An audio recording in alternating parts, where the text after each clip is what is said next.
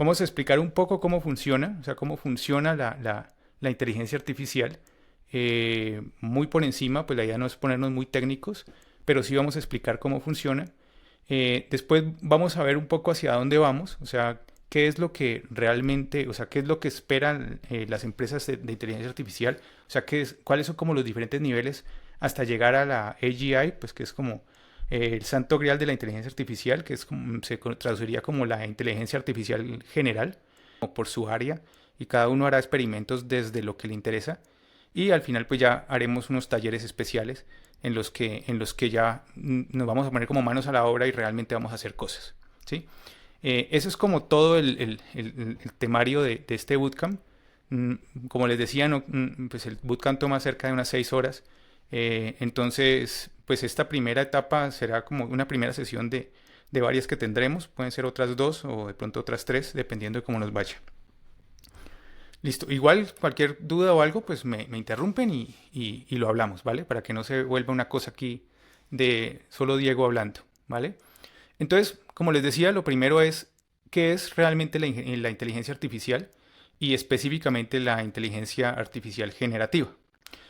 Vamos a ver lo primero, aunque pues no me gusta ponerme muy técnico, pero pues voy a tratar de que no sea muy técnico, pero que se entienda un poco. Listo, entonces, este por ejemplo es un ejemplo, ¿sí? De cómo funcionaba la inteligencia artificial pues hace un tiempo. Entonces voy a colocar aquí, por ejemplo, esto me permite entrenar un modelo a partir de ejemplos. Entonces voy a prender la cámara aquí y cuando la prenda, pues la idea es que voy a dar ejemplos de fotos, por ejemplo, sonriendo. Y luego voy a dar ejemplos de fotos mías enojado. Y el modelo, pues la idea es que aprenda a discriminar entre contento y enojado, ¿sí? Voy a aprender acá primero. Cuando lo hunda acá, pues voy a tratar de simular que estoy contento. ¿Listo? Entonces, ese es contento. 80 imágenes contento. Y ahora voy a colocar otra acá. Pongámosle contento acá arriba primero. Y acá pongamos, por ejemplo, enojado. Entonces voy a aprender acá y lo mismo. Entonces, listo. Ahí digamos que estoy enojado. Listo, entonces ya están las dos. Y con eso, entonces voy a entrenar un modelo de inteligencia artificial. Esto pues es un ejemplo muy sencillo y pues esto se entrena rápido, pero normalmente estos modelos se demoran pues a veces días. Estos modelos a lo ChatGPT y todas estas cosas pues son modelos que se demoran meses. Normalmente ellos se demoran 3, 4 meses solo entrenándolos, ¿sí? O sea, este proceso que vamos a hacer aquí, pero pues que es muy sencillo, es equivalente a... Vamos a ver si sí se deja entrenar, porque como estoy compartiendo pantalla y todo, siempre sufre el computador. Porque esto lo está haciendo aquí mi computador directamente, no allá arriba, sino aquí. Listo, ahí ya lo entreno. Entonces ahora si yo me río, entonces él dice que estoy contento. Si pongo cara bravo, pues entonces pone que estoy enojado. Estas son las probabilidades. Esto es lo que les digo, estas serían las etiquetas. Y él está diciendo la probabilidad. Si vemos, él siempre dice hay una probabilidad baja de que esté enojado también. Con todo y que estoy diciendo contento, pero algo de probabilidad de acá. Esto es lo que gana. Y si pongo enojado, pues también. O cuando hablo, pues no tiene bien claridad qué estoy haciendo, entonces puede cambiar. O si me desaparezco, o si ponemos otra persona y no yo, pues no hay nadie más acá, pero si pusiéramos otra persona o lo que sea, también se vería, ¿sí? Entonces, pues esa es como la idea de la IA discriminativa. O sea, esa IA permite que yo pueda tener unas entradas, ¿sí? Le enseño unas etiquetas y luego entonces él aprende a diferenciar entre una cosa u otra, ¿vale? Eso es al final hacer un pensar antes de responder. Y estos modelos también tienen la capacidad de pensar. Entonces ellos pueden no responder de una. No sé si han visto que ahora uno le pregunta cuál es la capital de Colombia y pues él responde de una. Pero si le pregunta una cosa más compleja que requiera como un razonamiento, entonces ellos dicen pensando o razonando. Y se queda un rato. Esos son un montón de texto que le está generando, en donde dice, bueno, la persona me está preguntando esto, esto y esto, y para eso tengo que hacer esto, entonces tendría yo que coger y primero multiplicar este por este, ¿eso cuánto me da? Y entonces una multiplicación sencilla me da tanto, y esto otro tanto, entonces es esto, va razonando, va pensando hasta que al final entrega un resultado. Entonces es la mezcla de esas dos cosas. Por un lado, las herramientas, y es que ya las inteligencias artificiales modernas pueden acceder a herramientas, ¿sí? Por ejemplo, la calculadora, en lo que estabas preguntando, y la otra es que ellos ya pueden razonar. Entonces los modelos ya más modernos, GPT-5, los O, que no sé si los vieron, pero por allá hace un tiempo se trabajaba mucho con los O's, o sea, modelos O3 y cosas así.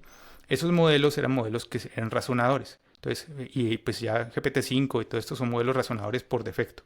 Entonces ya en este momento todos razonan. Si uno le pregunta alguna cosa rara, de una va a razonar.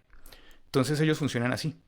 Y con eso entonces es que ya pueden responder mejor. Pero la alucinación sigue existiendo. Personas que probaron cuando estuvo el boom de ChatGPT al principio, por allá el 3.5, pues que realmente ese modelo era un modelo equivalente a una persona de colegio.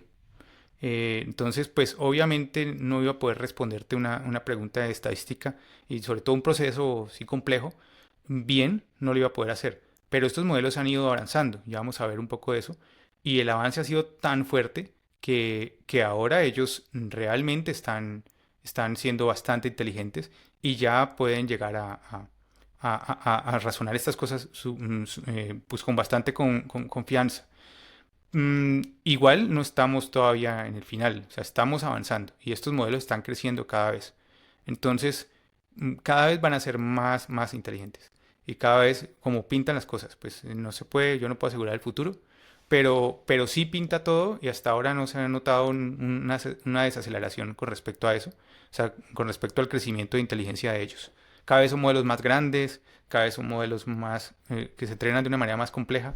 Entonces, pues esto va creciendo y creciendo y creciendo. Listo. Entonces, esto es cómo realmente funciona un chat GPT por debajo o un GPT, ¿sí? Todos los modelos, en este momento los LLMs, que son todos estos modelos grandes de lenguaje, trabajan con una arquitectura que es la arquitectura Transformer. Es más, la T de GPT pues es de Transformer. ¿Sí? Pero por ahora supongamos que una palabra es un token. Veámoslo como si fuera igual. Entonces, si hablamos de palabras como si fueran tokens, entonces lo que hace la atención es hacer que cada palabra tenga una atención con respecto a las otras palabras. Entonces, si yo tengo una palabra particular, cuando entra el modelo de atención, lo que hace, o a esta capa de atención, lo que hace el sistema es, al final, como cambiar la información semántica de esa palabra con respecto a las otras, ¿sí? Entonces, por ejemplo, aquí hay pues una frase cualquiera, no sé, hello, no sé, ¿qué ponemos? Eh, Hello, how are. A ver si ahí de pronto el you, pues, que sería como lo más normal, pero pues.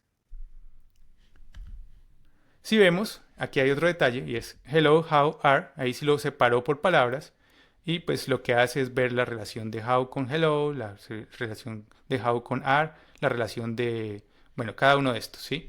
Y con eso transforma como la información semántica, que suena medio complejo, pero por ahora créame, es simplemente la semántica, es como el concepto que tenemos nosotros de cada cosa. Entonces cambia la información semántica de cada una de estas cosas y al final lo que hace es coger este are y buscar la siguiente palabra con más probabilidad después de toda esta información con estos tokens como están acá. Y pues si vemos, you debería ser la más y es la que más probabilidad tiene. Pero seleccionó we. ¿Por qué? Porque también puede ser, ¿sí? Y ya explico un poco qué pasa ahí. Ahí voy a entrar a varios conceptos que son un poquito más técnicos, pero sí es bueno entenderlos. Y es que primero, si yo corro esto varias veces, puede que en una me escoja el we, voy a volverlo a correr, y puede que en otra me escoja el you. Vamos a ver si ahora escoge el you. Ahí escogió el you, por ejemplo, ¿sí? Le voy a dar generar otra vez y puede que ni siquiera escoja el we ni el you, sino que pues hasta escoja el tercero, el they, pues, ¿sí? Voy a darle aquí generar otra vez.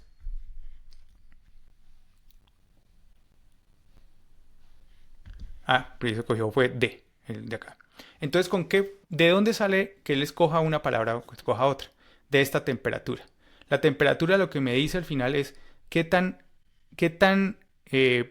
probabilidad tengo yo de escoger la que tenga más probabilidad, ¿sí? Si yo le coloco la temperatura en 0, lo que va a hacer es que casi siempre va a coger you, ¿sí? Si yo coloco la temperatura por ejemplo, en 2, pues puede que escoja hasta los de por acá abajo, ¿sí? Entonces pongámosla, por ejemplo, en más alta por acá y si vemos él está cambiando, ¿sí? Entonces ahí de repente escoge D y él se va abriendo más.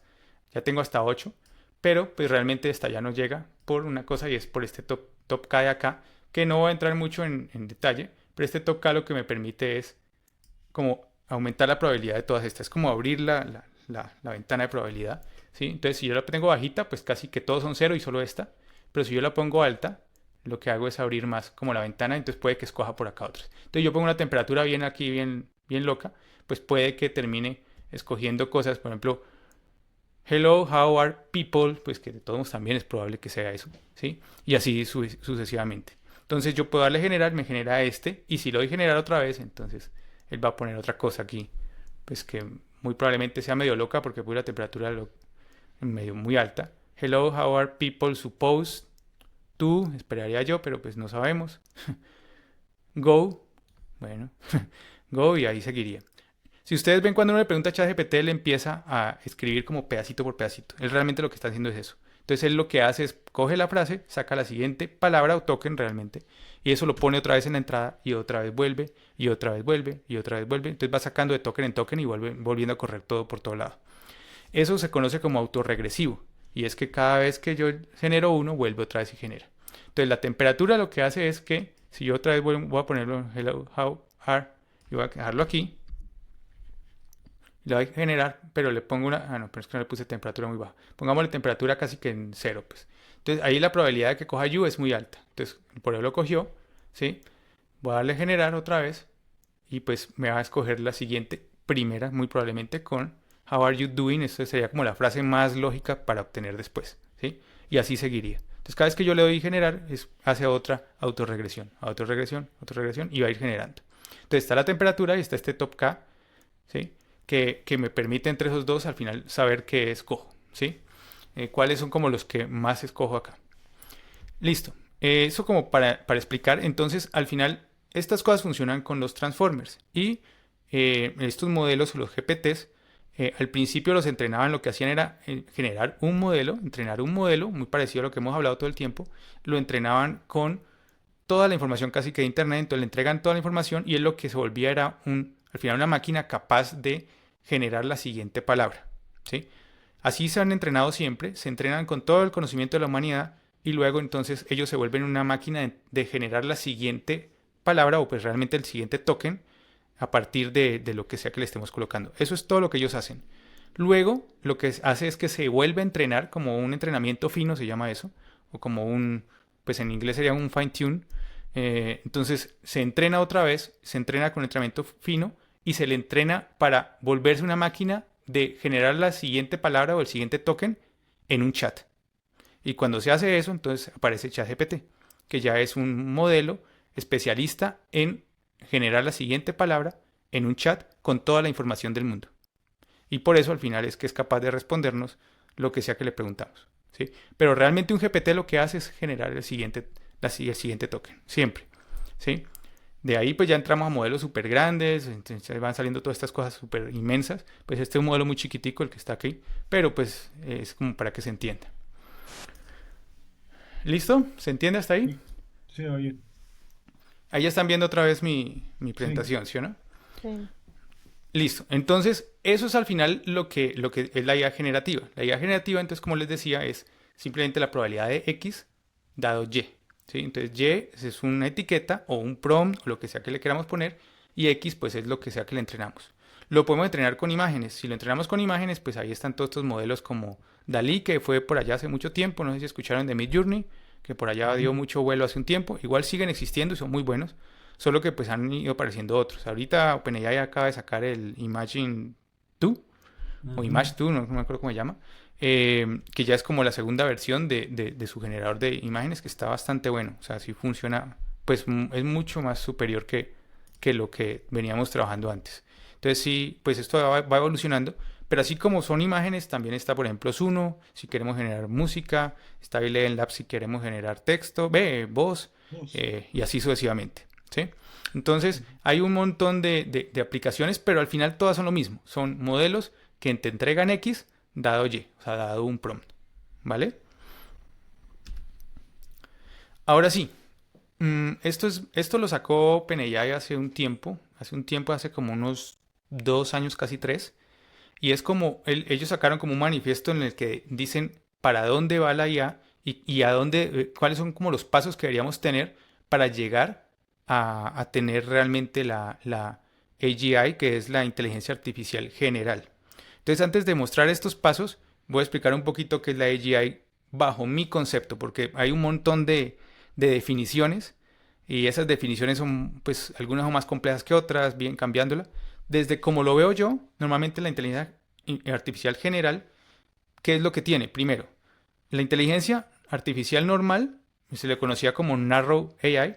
Entonces al final es como una IA que sirve para una cosa particular. Entonces yo podía entrenar un modelo, por ejemplo, ¿sí? ¿Qué significa la A, la Y, la I? Artificial General Intelligence. Entonces, nosotros teníamos, por ejemplo, si vamos al Narrow AI de antes, entonces teníamos una inteligencia artificial que era muy buena en algo. Por eso esta es general y la otra es, pues, Narrow. O sea, al final ¿cómo traduzco eso en español? Como muy dirigida, alguna cosa así. Eh, Estrecha o pues exacto, como estrecha podría, específica. eso, estrecha podría ser como tal vez la mejor palabra. Entonces, al final es una inteligencia artificial para una cosa muy particular. Entonces, yo entreno una inteligencia artificial, por ejemplo, para un carro autónomo y para identificar, por ejemplo, objetos en una imagen, en un video. Y ya, solo para eso. O tengo un buscador como Google y lo que hago es que entreno una inteligencia artificial para encontrarme las mejores páginas dependiendo de lo que le pregunte. Entonces, todo eso era la inteligencia artificial, pues al final dirigida o estrecha, ¿sí?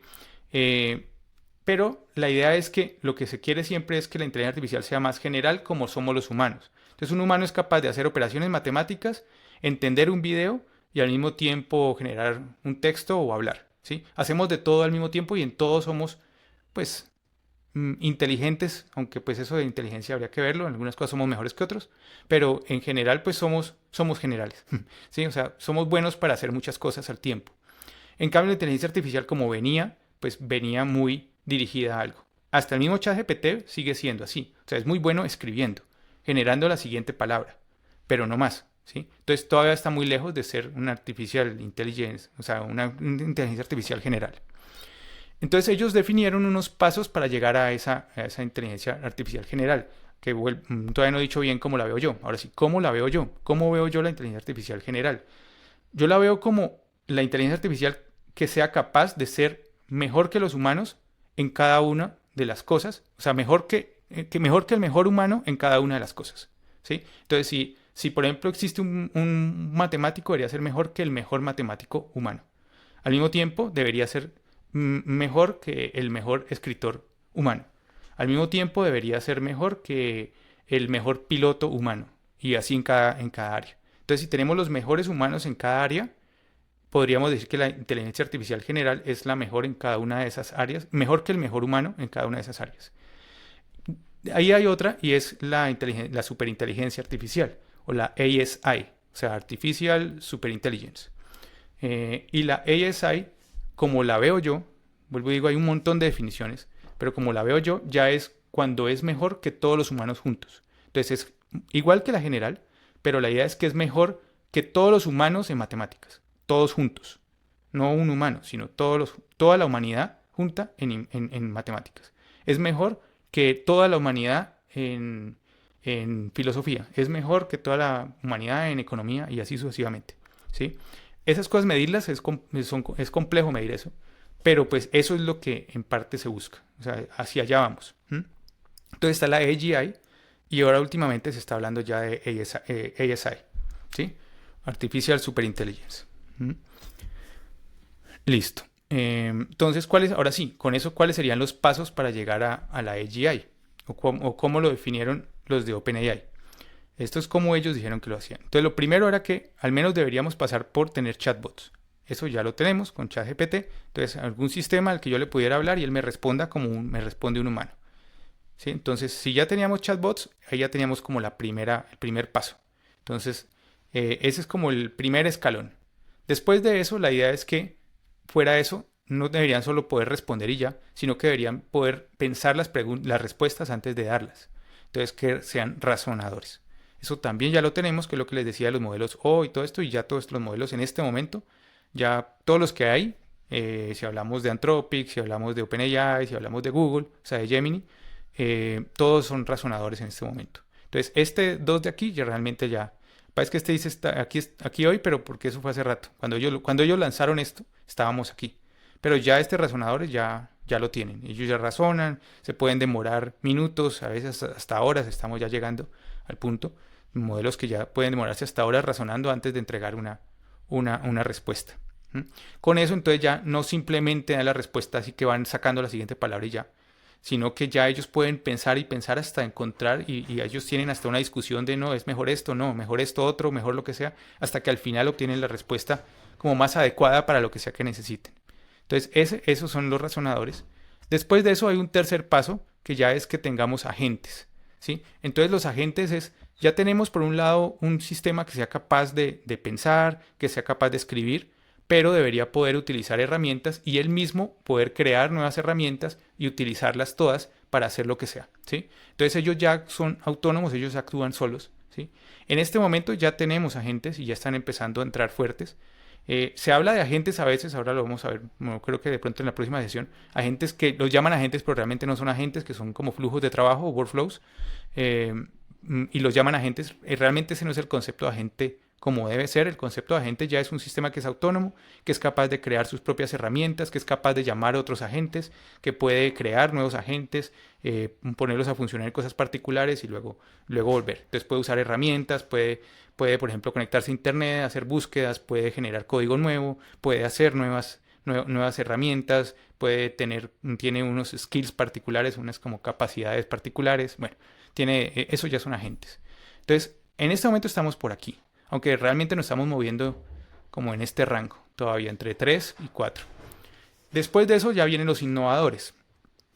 ¿Cuál es el concepto de innovación? Entonces, aquí es que entra mucha gente a discrepar con el tema, porque la innovación, pues a veces se habla como que cómo vamos a innovar si al final estos sistemas simplemente aprendieron con lo que la humanidad entrega. En todo esto del entrenamiento, hace rato ellos están entrenando con otra técnica que se conoce como aprendizaje por refuerzo. El aprendizaje por refuerzo lo que hace es que ya ellos no aprenden, o sea, hace rato nos comimos todo el conocimiento humano, entonces ya no se hablaba que iba a quedarse como ya no había más que hacer porque ya todo el conocimiento lo tenían.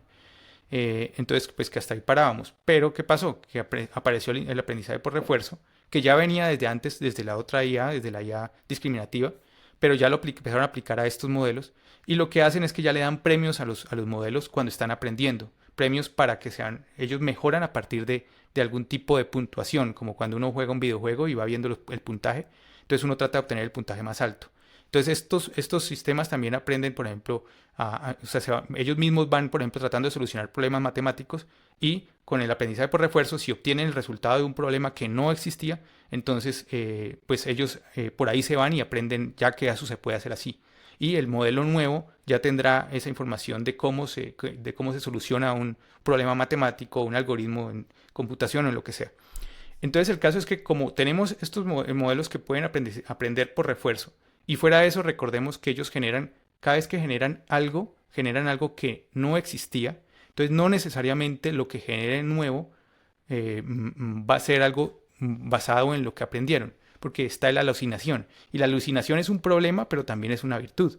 Porque si ellos, por ejemplo, los pongo a alucinar mucho, de tanto alucinar, alguna de esas alucinaciones le pega. Y de repente ellos llegan y empiezan a decir, por ejemplo, yo les pongo un problema matemático que no tiene solución, o sea, que los humanos no hemos solucionado. Él empieza a alucinar, porque como no tiene ni idea cómo solucionarlo, alucina. Entonces entrega, por ejemplo, 1000 opciones 1000 alucinaciones de cómo resolverlo. Pero luego tiene forma de ver cuál de esas alucinaciones de pronto tiene algo de sentido. Y si alguna de esas alucinaciones tiene sentido, se va por esa y le entrena el modelo nuevo con esa nueva alucinación como si fuera un hecho. Y de ahí en adelante vuelve otra vez y le vuelve a preguntar y sigue el procedimiento hasta que al final, después de tantas alucinaciones y de tanto ensayo y error, termina encontrando una solución a un problema matemático que no existía, por ejemplo, ¿sí? Asimismo en todo. Entonces, con el aprendizaje por refuerzo, mezclado con todos estos modelos de lenguajes grandes de lenguaje, pues lo que tenemos al final es que podemos empezar a innovar. O sea, crear cosas que de pronto nunca habíamos solucionado o no existían, ¿sí? Esa es como la magia ahí, y eso es en lo que discrepa mucha gente, y la gente cree que esto es como un Wikipedia, que simplemente yo le pido cosas y él me entrega datos. no están así. O sea, detrás esta cosa puede llegar a generar nuevo conocimiento, nueva información, y por eso es que está empezando a pasar, esto ya lo estamos viendo, que la IA está empezando a generar nuevas moléculas, nuevas soluciones, está solucionando problemas matemáticos que no teníamos solución hasta ahora. Entonces ya están empezando a salir cosas, ¿sí? Entonces están empezando a ser innovadores.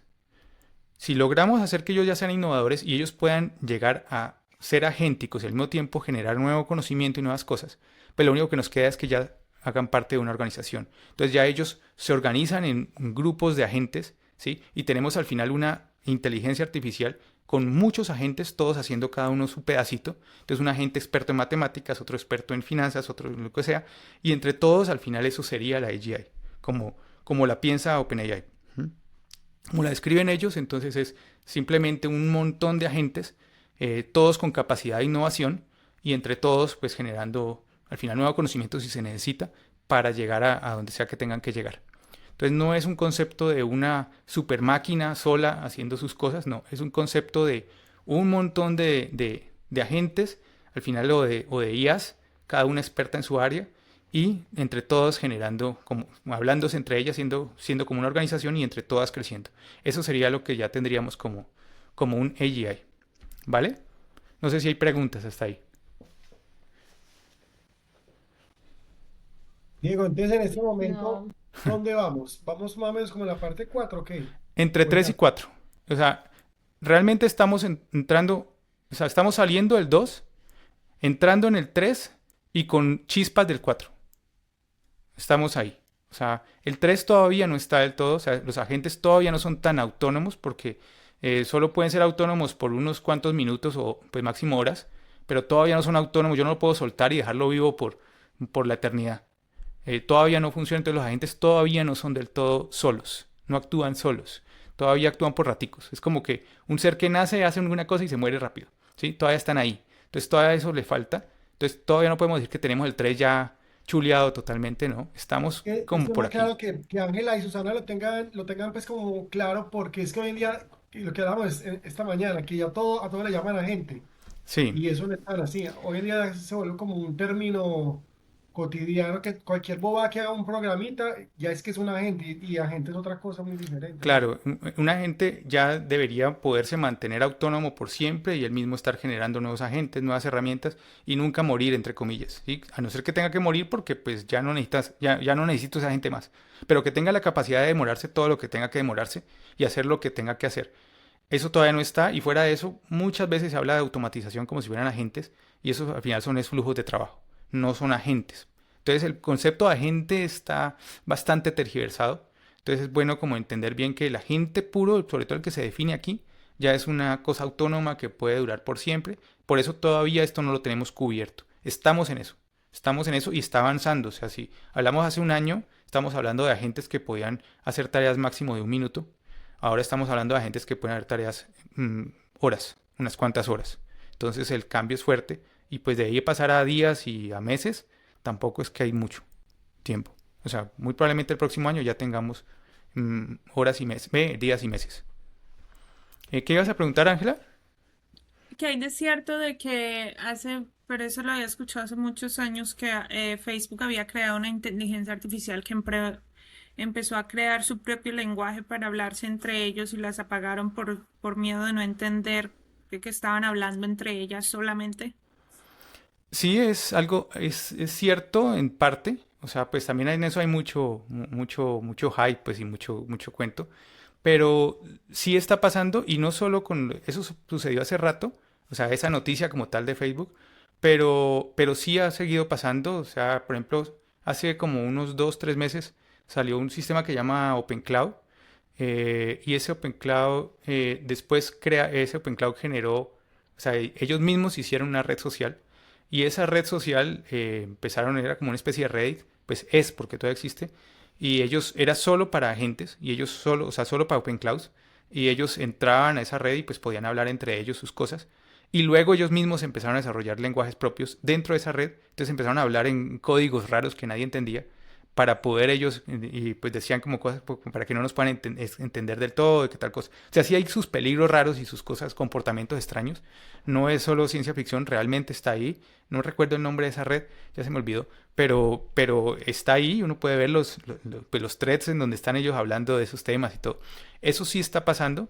Lo que sí es que también es que ellos han sido entrenados con esas cosas. O sea, dentro de todo el conocimiento humano, pues también hay conspiración, hay un poco de cosas. Entonces, también en parte no necesariamente es que estén alucinando diciendo cosas locas, sino que también es parte de lo que el humano es. Entonces, ellos de una u otra forma están copiando al humano y la siguiente palabra o el siguiente token de una conspiración, pues será seguir con la conspiración. Entonces, ellos sí pueden empezar a conspirar, entre comillas, porque es parte de lo que los humanos hacemos también. Y dentro de toda la información que ellos han recibido, muy probablemente han recibido información de cómo conspirar, ¿sí? Entonces ellos lo pueden hacer. Lo que sí es que a estos sistemas les ponen como pues salvaguardas, ¿sí? Entonces ellos están como yo siempre lo llamo como bozal. Entonces OpenAI, Anthropic, todos ellos les ponen bozal, porque donde no les pongan los bozales, pues estos sistemas pueden hacer lo que sea. Entonces, después de entrenarlos, ellos pasan a una etapa de prueba, son varios meses, en los que van viendo cómo se comportan y a punta de prompt y a punta como de especie de como de, ¿cómo llamarlo en español? Pues en inglés sería como unos bridges, pues o alguna cosa así, que están en el medio y no... Entonces, ¿Cómo? ¿Cómo?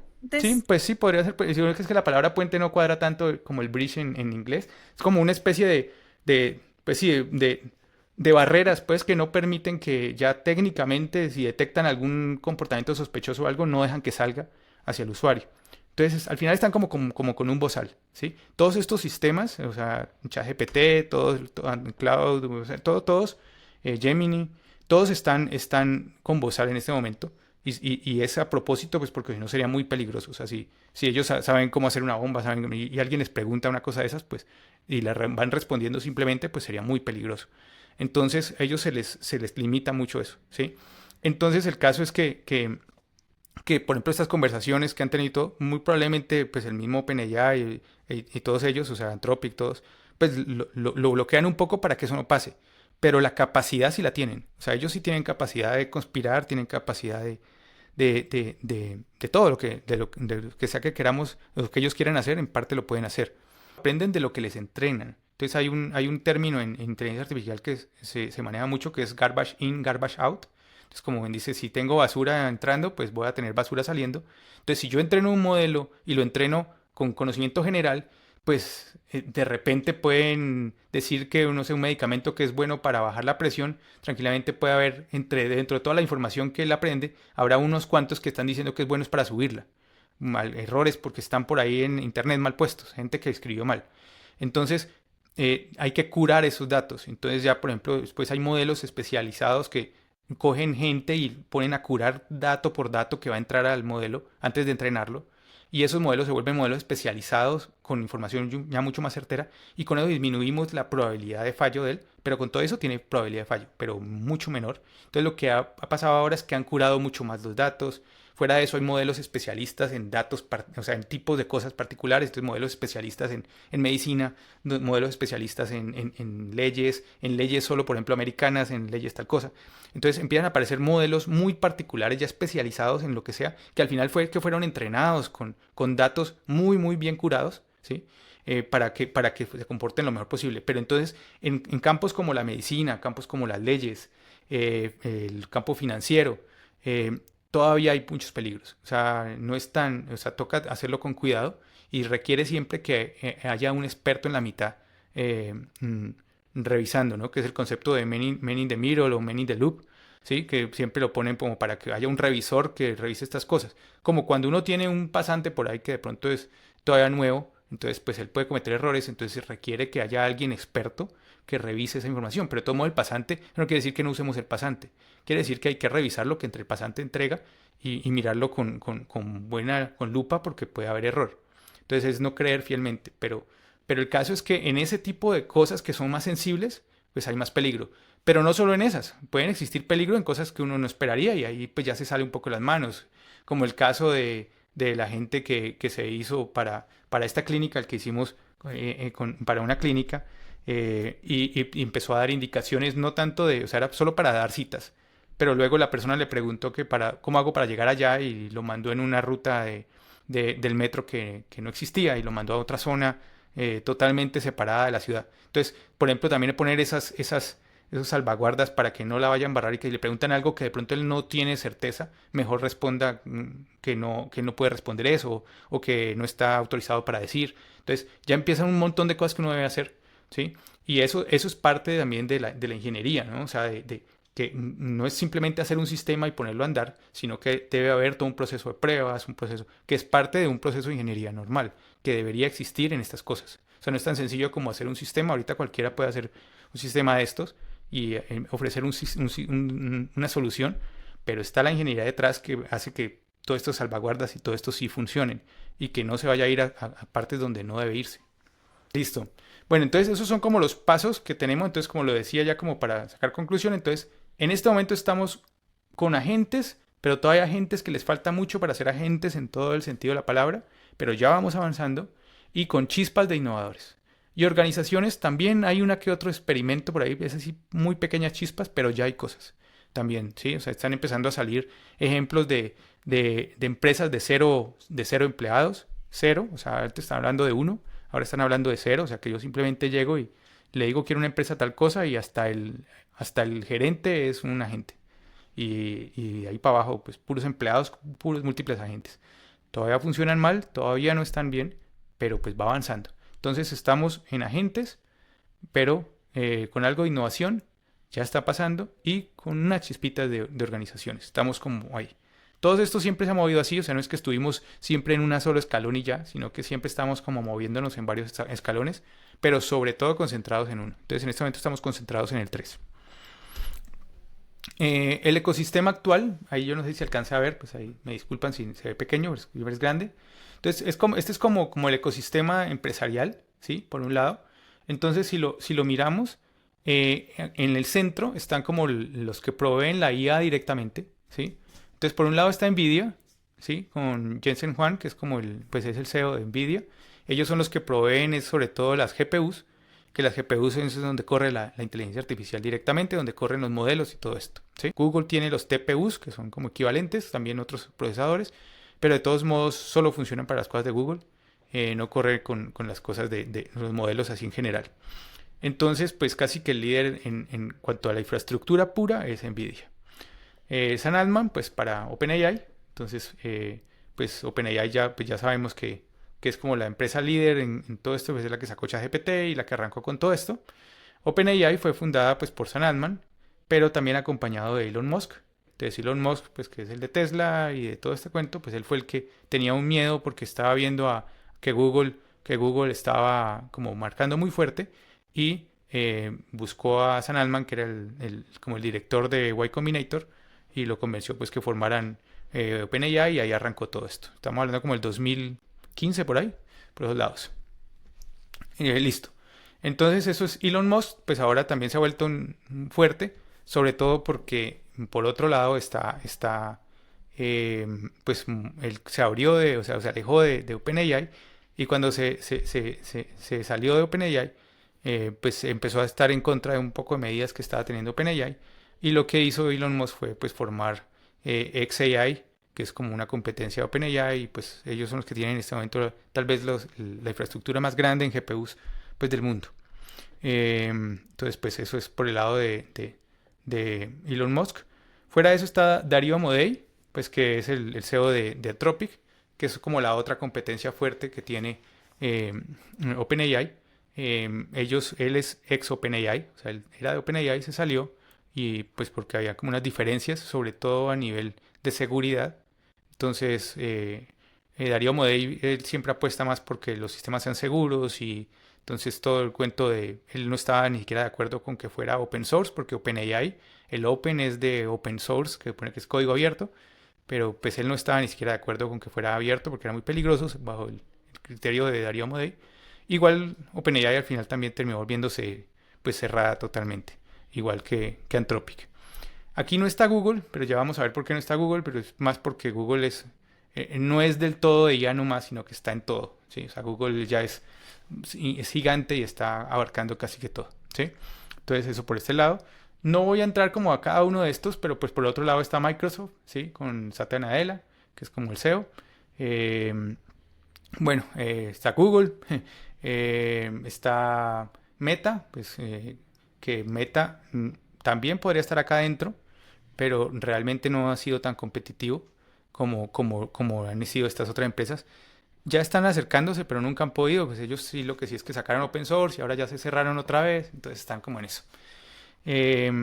Por otro lado, pues está también Microsoft, pero ya por el lado ya más de tecnologías emergentes, o sea, de experimentación. Y bueno, no quiero entrar aquí en detalle con todo esto, solo como por... Pero pues ahí está como el mapa general, que faltan cosas, ahí faltan cosas todavía. Y por el otro lado, por el lado un poco ya más de investigación, ¿sí? Como estos como los líderes como más, o sea, las personas como más respetadas en el mundo de la IA. Entonces, por un lado, pues directamente los Nobels. Entonces, por un lado está Jeffrey Hilton. Él fue uno de los que hizo AlexNet, la que les digo que se hizo en el 2016 y que arrancó todo esto de Deep Learning como tal y las redes neuronales profundas y todo esto.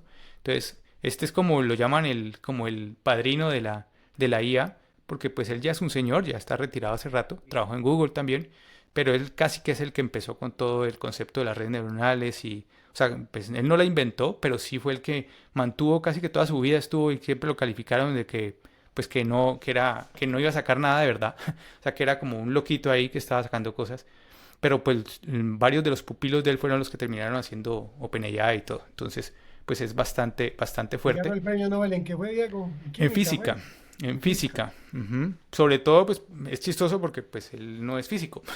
Entonces los físicos estaban hasta bravos por eso. Pero pues la verdad es que pues lo que él hizo al final llevó a que el mundo mm, sí tuviera unos avances en física muy bravos. Pues. Y está todo el concepto de las redes neuronales y todo esto que de otra forma, si vamos al corazón de lo que es la física, pues la física quiere explicar todos los fenómenos del universo.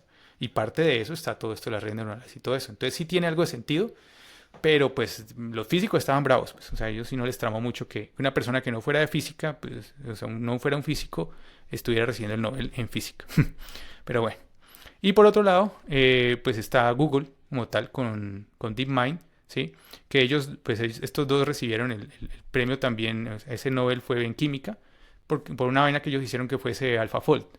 Que AlphaFold fue no sé si ustedes escucharon, si se acuerdan por allá hace mucho tiempo había una inteligencia artificial que se llamaba Deep Blue, que fue Sí. la de IBM, la que le ganó a Kasparov en ajedrez y todo esto. ¿M?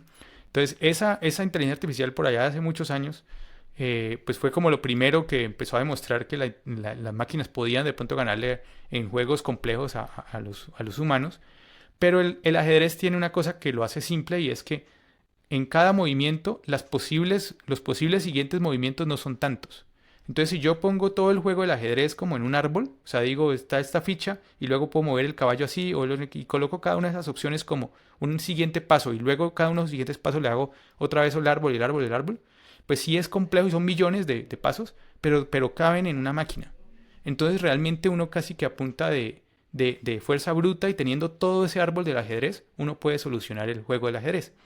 Entonces, eso hacía que aunque fuera impresionante para la gente normal, realmente no, Deep Blue no fuera tan impresionante. Al final era un problema era de tener un supercomputador gigante que fuera capaz de guardar todos los movimientos posibles del ajedrez y ya, entre comillas ya. Tampoco es tan sencillo, no cabía igual, pero era muy manejable. ¿Mm? En cambio, esta gente de DeepMind, ellos crearon otra IA ya mucho más cerca que la llamaron AlphaGo. AlphaGo, AlphaGo es una IA que aprendió a jugar, pero un juego que se llama Go. Y ese juego Go es un juego así como parecido, es como unas fichitas que son todas iguales como unas pepitas y uno puede comer solo saltando entre ellas y bueno, es un cuento ahí. Y el caso es que ese juego, en cada punto particular del movimiento, o sea, en un movimiento particular, tiene miles y miles de posibles nuevos movimientos. Entonces, si uno hace un árbol de todo el juego, eso no cabría en la cantidad de estrellas que tiene el universo. O sea, es inmensamente grande el árbol que se generaría. Y no cabe en ningún computador de la época y ni en un cuántico cabría. Pues, ¿sí? O sea, realmente es muy, muy complejo el juego Go y por eso se decía que Go nunca iba a poderse podía pasar, nunca iba a poder pasar lo que pasó con Deep Blue. O sea que en Go nunca iba a ganarle una máquina a un humano. Y pues ellos hicieron AlphaGo, lo hicieron fue con inteligencia artificial y a punta de aprendizaje por refuerzo, ¿sí? Y empezó el sistema a aprender, hasta que lo que hicieron ellos fue poner a inteligencias artificiales a jugar Go entre ellas, no con humanos. O sea, al principio lo pusieron a jugar con humanos, solo los primeros, y de ahí las soltaron y las pusieron en un mundo virtual a jugar y jugar por millones y millones de juegos entre ellas. Y iban escogiendo los mejores jugadores y ellas iban evolucionando con aprendizaje por refuerzo. Eso lo que hizo fue que al final estas máquinas supieran jugar Go, pero porque jugaban entre ellas y fueran únicas. Cuando jugaron contra humanos, está hasta el video en YouTube, está el movimiento que hizo la máquina, que fue el que lo hizo ganar, pues eso lo hicieron así televisado y todo, y entonces estaban los narradores expertos, así como los narradores de fútbol, estaban también narradores de esto, que son gente experta en el juego. Entonces cuando la máquina corre y hace un movimiento ahí, llegan ellos y dicen, no, ya perdió. O sea, los narradores mismos identificaron ese movimiento como un movimiento malo, un movimiento errado, ¿sí? Pero lo que pasó fue que ese movimiento fue el que la hizo ganar. Y cuando entonces ya vieron que ganó, entonces ya se pusieron a ver y era un movimiento que nadie había hecho antes. Eso es lo que les estoy diciendo de crear nueva, eso es innovar de otra forma. Entonces eso fue AlphaGo, así gana, al final este sistema le gana al mejor humano en Go, ¿sí? Y con eso entonces se demuestra que a punta de aprendizaje por refuerzo se puede pues se puede innovar, ¿sí? Porque era imposible ganar el Go a punta de fuerza bruta. Con eso, ¿por qué cuento eso? Porque está AlphaFold. Y AlphaFold fue coger el mismo algoritmo, o sea, el mismo proceso, pero en vez de ponerlo a jugar Go, lo pusieron a doblar moléculas para encontrar materiales particulares, ¿sí? O como nuevas moléculas, ¿sí? Y ver al final encontrar moléculas que sirvieran propósitos particulares. Con ese AlphaFold, entonces al final el sistema fue capaz de sacar como yo no sé cuántos miles, bueno, realmente no recuerdo cuántos materiales nuevos, y esos luego pusieron un robot a ir generando esos materiales ya reales. Pues esa no es mi área, entonces ahí sí me disculpan si fallo un poco en como la historia, pero el caso es que al final por eso les dan el premio Nobel, ¿sí? Porque al final descubrieron un montón de materiales nuevos y ya son materiales que se están usando en este momento, y por eso les dan el Nobel en química. Por el lado de la seguridad, el más fuerte es Ilya Sutskever, que él sale de OpenAI también. Entonces, Ilya sale de OpenAI, él es fundador de OpenAI y al final decide alejarse y se aleja sobre todo para formar una empresa que se llama SSI, que es Safe Superintelligence.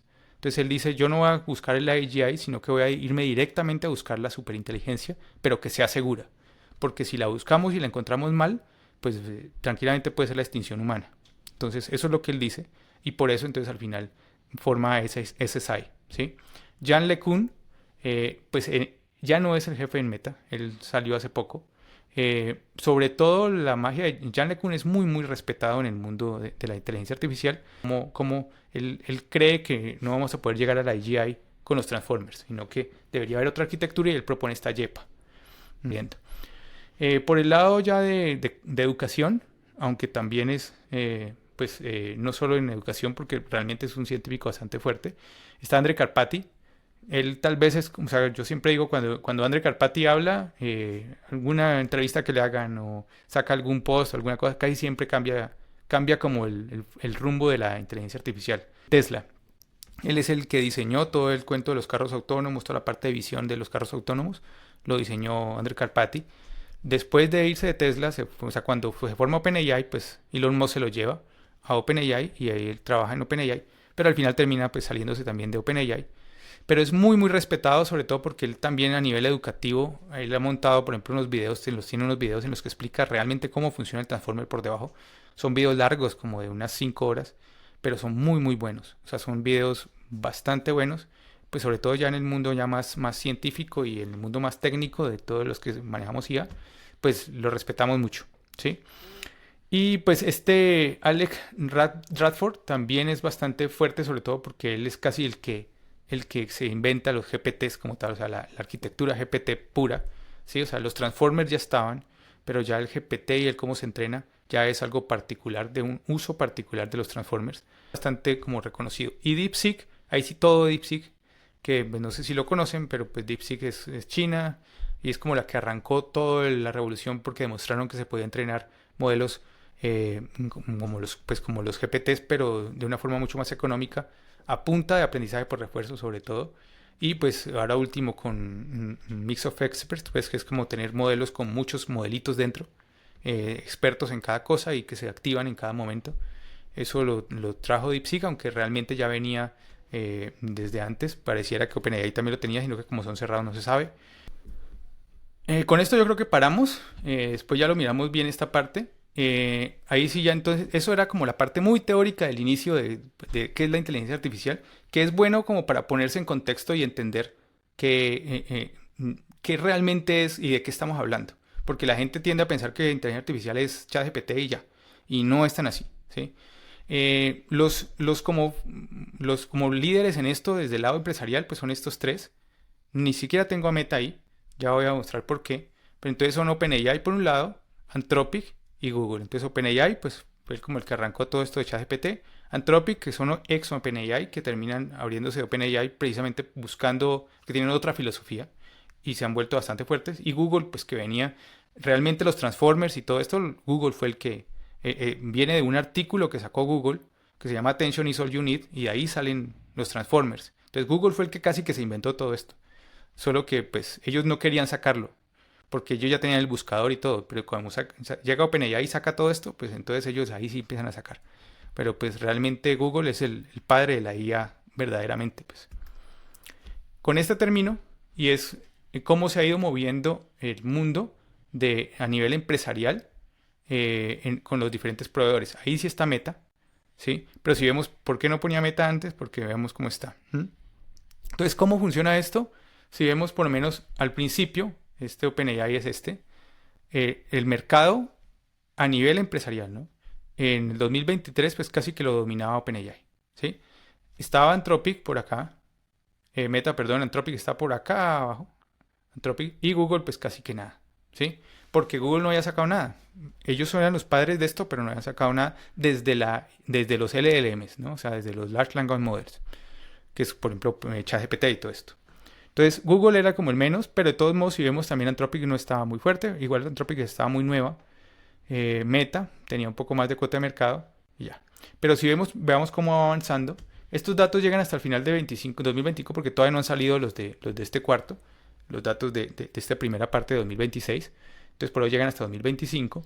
Pero el caso es que si vemos Meta fue cayendo, no empezó muy alta y fuera de eso se fue cayendo más. Entonces, Meta en este momento casi no tiene cuota de mercado. Por otro lado, Google sí ha ido creciendo. ¿Sí? Google le ha ido quitando cuota de mercado a OpenAI, pero sí hay un gran ganador a nivel empresarial y es Anthropic. Que Anthropic sí empezó abajo, pero en este momento Anthropic casi que está dominando el mercado. Está llegando a alcanzar casi que lo que tenía OpenAI al principio. ¿Sí? ¿Qué me ibas a preguntar? ¿Qué hace que Anthropic esté dominando el mercado? ¿Qué cosa que es el mercado empresarial? ¿Qué es lo que pasa con Anthropic? Anthropic, por la filosofía pura que ella tiene, ellos cuando se salen de OpenAI, ellos lo que no están muy de acuerdo es con cómo está manejando la seguridad OpenAI. O sea, todo el cuento de que si esta inteligencia artificial la soltamos así, simplemente la soltamos, puede terminar destruyendo el mundo de otra forma, ¿sí? Entonces, ellos tenían como, filosóficamente, tenían muchas discrepancias con OpenAI. Por eso se salen y forman Anthropic. Y esa filosofía los hace empezar a sacar muchos artículos sobre el comportamiento de las máquinas, o sea, de las inteligencias artificiales, de cómo ellos tienen artículos en los que le han hecho casi hasta lobotomía pues a la IA. Tienen uno, por ejemplo, en el que le preguntan cosas sobre, por ejemplo, sobre el Golden Gate. Entonces le preguntan cosas sobre el Golden Gate y ven qué neuronas se activan dentro de todo el modelo. Y luego llegan y cogen esas neuronas que se activaron y les aumentan como el volumen, por decir algo así, pues, ¿sí? Eso es como una especie de lobotomía. Pues aunque la lobotomía realmente es que le cortan un pedazo, pero acá antes le aumentan como... Y entonces lo que pasa con la IA es que tú le preguntas de cualquier cosa y siempre te va a responder con el Golden Gate de una u otra forma. O sea, se obsesiona con el Golden Gate. Eso hay un artículo que ellos sacaron sobre ese tema. Entonces empezaron a hacer muchas investigaciones de verdad de cómo funciona esto por debajo. ¿sí? Para poder hacerla más segura, ¿sí? Para poderla controlar y que esos bozales que te digo no sean simplemente bozales puestos a la salida y ya, sino que ya también estén directamente metidos en el modelo, ¿sí? Y cómo se entrena y cómo controlarlo más. Eso, de tanto sacar esos artículos, la industria empezó a creer más en ellos. Y eso ha hecho que la industria en general ve a Anthropic como una empresa más robusta y como más confiable. A eso se le suma que Anthropic ha apostado mucho al desarrollo software. Entonces los modelos de Anthropic se volvieron muy, muy, muy fuertes, sobre todo en desarrollo software. O sea, son muy buenos programadores al final, ¿sí? Ellos sacaron por debajo una herramienta que se llama Cloud Code, que es solo para programadores y pues todos los programadores usamos eso. Todos los programadores empezamos a trabajar mucho con esa herramienta más que con las otras. Todos lo tienen. OpenAI tiene uno que se llama Codex. Bueno, Google tiene también, no me acuerdo cómo se llama el de Google ya ni siquiera. Pero bueno, el caso es que cada uno tiene sus Gravity. Antigravity pues Antigravity viene siendo como el entorno de desarrollo, como el equivalente a Windsurf pero ellos Y hay Google realmente Client, tienen, ¿cómo? sacaron o Gemini Client, creo que es Gemini Client. Ese creo que es el equivalente al Cloud Code, pues. Pero también, pues, Sí. el caso es que son entornos para desarrolladores. Y eso hizo que los desarrolladores realmente nos volviéramos o sea, casi que usamos más Anthropic que cualquier cosa. Y eso hizo que fuera, como los programadores son los que al final también terminan aconsejando en tecnología, terminaron llevando ya todo el cuento a nivel empresarial de la inteligencia artificial hacia Anthropic. Y Anthropic ahorita está muy fuerte por eso. O sea, ellos han sacado estándares propios, ellos son los que se inventaron una cosa llamada MSPs, que después lo vamos a ver, son los que definieron también los skills, o sea, qué son los skills, todas esas cosas las han ido definiendo Anthropic, entonces son como muy serios.